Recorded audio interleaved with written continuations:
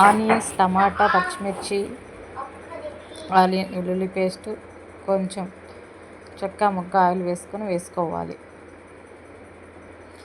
బిర్యానీ ఆకు, పచ్చిమిర్చి,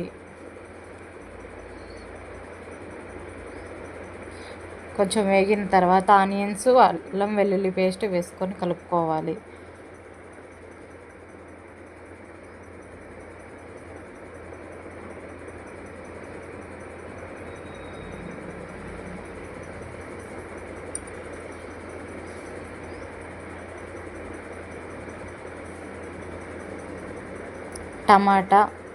టమాటాలు వేసుకోవాలి. టమాటా మగ్గిన తర్వాత చికెన్ వేసుకొని కలుపుకోవాలి. ఉప్పు పసుపు వేసుకొని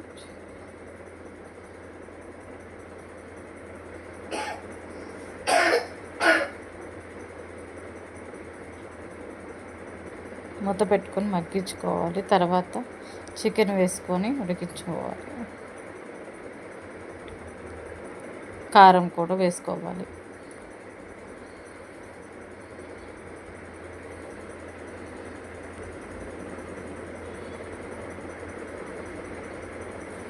అలా కొంచెం మగ్గిన తర్వాత గ్లాస్ వాటర్ వేసుకోవాలి.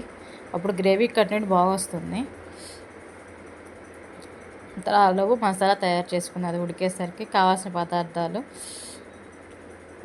ధనియాలు, అల్లం వెల్లుల్లి పేస్ట్, చెక్క మొగ్గ అన్నీ వేసుకొని ఫ్రై చేసుకోవాలి. ధనియాలు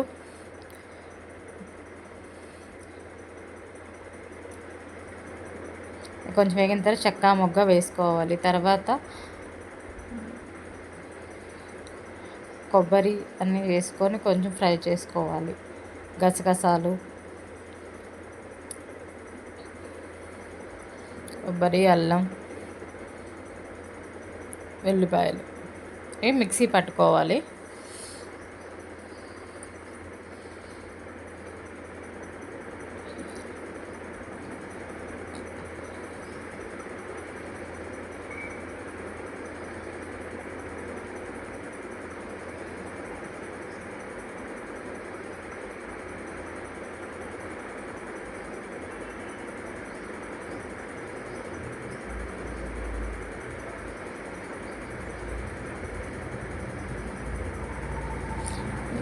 ఇప్పుడు మసాలా వేసుకోవాలి.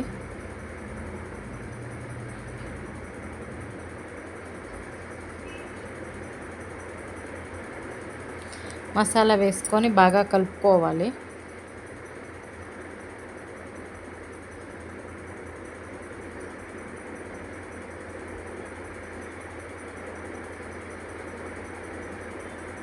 తర్వాత కొత్తిమీర, పుదీనా పైన వేసుకోవాలి.